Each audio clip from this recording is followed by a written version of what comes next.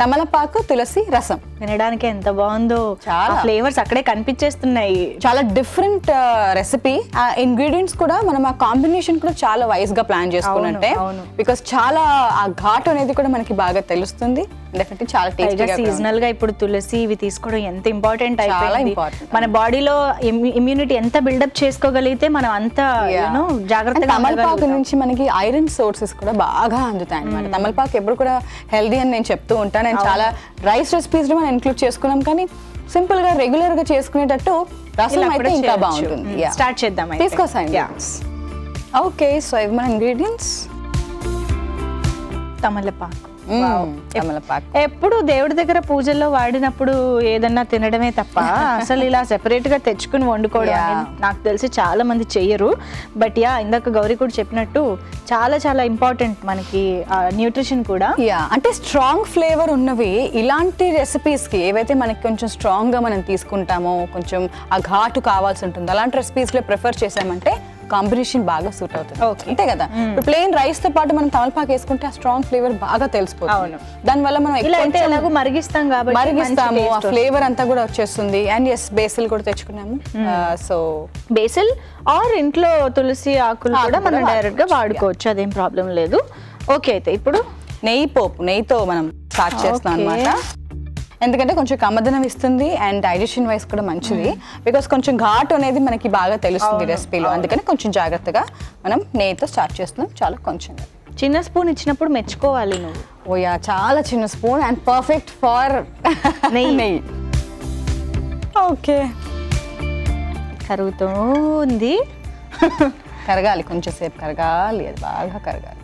నెయ్యి కరగాలి, రసం మరగాలి, అప్పుడే బాగుంటుంది. ఓకే, ఇప్పుడు ఓకే, సో ఆవాలు వేసేస్తున్నాను. ఓకే, తర్వాత జీలకర్ర,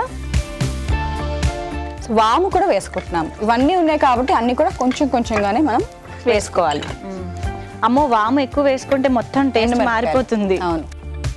ఓకే, కొంచెం బాగానే వేసుకున్నాము. వెల్లుల్లిపాయ ముక్కలు కూడా, అంటే వెల్లుల్లిపాయ లాస్టెస్గా వేసుకుంటున్నాము సో దట్ మనకు కొంచెం బాగా ఫ్రై అవుతాయి. ఇప్పుడు ఇక్కడ ఫ్రై అయ్యి తర్వాత కాస్త మరిగినప్పుడు దాని టేస్ట్ చాలా బాగా ఎక్స్ట్రాక్ట్ అవుతుంది. ఓకే, వెల్లుల్లిపాయ రెబ్బలు కాస్త వేగుతూ ఉన్నాయి. నెక్స్ట్ ఇంగువ వేసుకుందాము, కొంచెం బాగానే వేసుకుందాం. యాక్చువల్లీ డిఫరెంట్ కైండ్ ఆఫ్ రసం చేసుకోవడం చాలా చాలా ఇంపార్టెంట్. ఎందుకంటే రసం ఎలాగో ఫ్రీక్వెంట్ గా తింటూ ఉంటాం కాబట్టి ఎప్పుడు ఒకే టొమాటో రసము అదే కాకుండా కాస్త ఇలా. ఓకే, ఇప్పుడు అల్లం ముక్కలు. మనం జనరల్గా చింతపండు లేకుండా కూడా నిమ్మకాయ రసం లాంటివి కూడా మనం చేసుకుంటూ ఉంటాము. చాలా మంది చింతపండు కొంచెం అవాయిడ్ చేస్తూ ఉంటారు, ఎవరైతే తినలేని వాళ్ళు ఉంటారో, బాగా అసిడిటీ ఉన్న వాళ్ళు ఉంటారో. బట్ అలాంటి వాళ్ళు కూడా ఇదే సేమ్ ప్రొసీజర్ వితౌట్ చింతపండు కూడా చేసుకోవచ్చు, బికాస్ టొమాటోస్ ఆల్రెడీ ఉన్నాయి. అవును, కరివేపాకు కూడా వేసేస్తున్నాను. అల్లం కూడా బాగానే వేసిందండి, కాస్త మంచిగా తెలిసేలాగే. మంచి ఫ్లేవర్స్ అన్ని కూడా వేసుకుంటాను దీంట్లో. నెక్స్ట్ ఓకే, సో తులసి ఆకు వేసేసుకుందాము.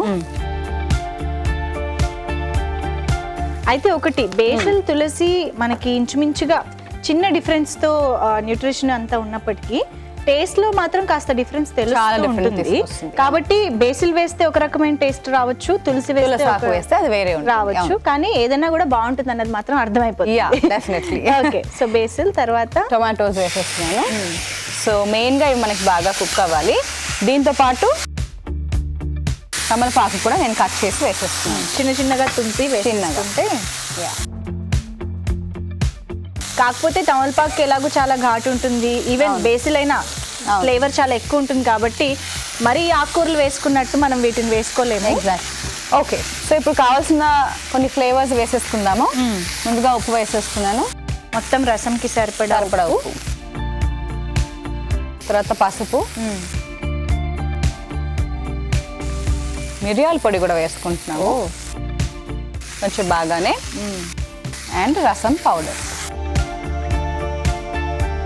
కాస్త జలుబుగా ఉన్నప్పుడు ఇలాంటి రసంతో తిన్నామంటే ఆహా కదా, తినగానే కాస్త రిలీఫ్ అనేది బాగా తెలుస్తూ ఉంటుంది.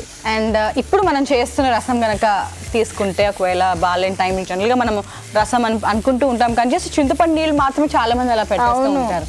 అలా కాదు, చాలా మంచి ఫ్లేవర్స్ వేసుకోవాలి.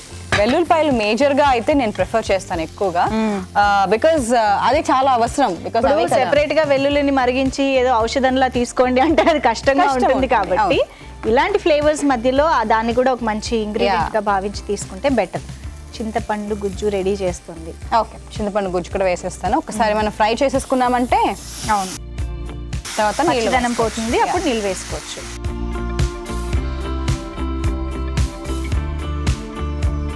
నైస్. టొమాటోస్ కూడా మనం జనరల్గా సగానికి కట్ చేసి చాలా మంది జస్ట్ ఆ గుజ్జు మాత్రం వేసేస్తూ ఉంటారు. అది కూడా చాలా మంచి టేస్ట్ ఇస్తుంది.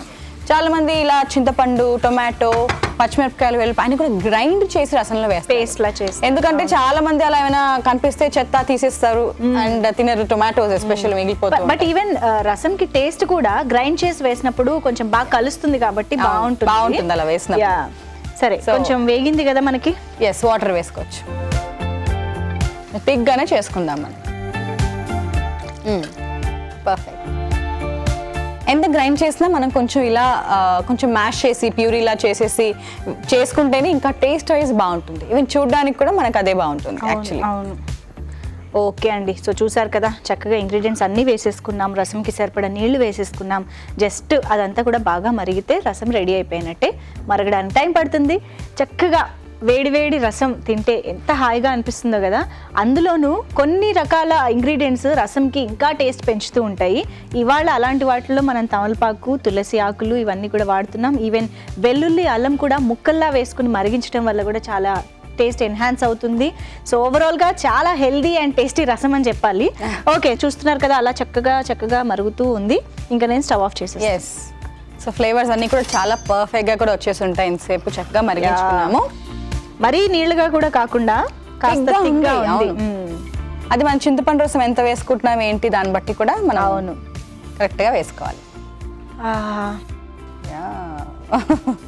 అదిరింది అరోమా, చాలా సరిపోతుంది. ఓకే, కొత్తిమీర కూడా వేసుకుందాం. వావ్.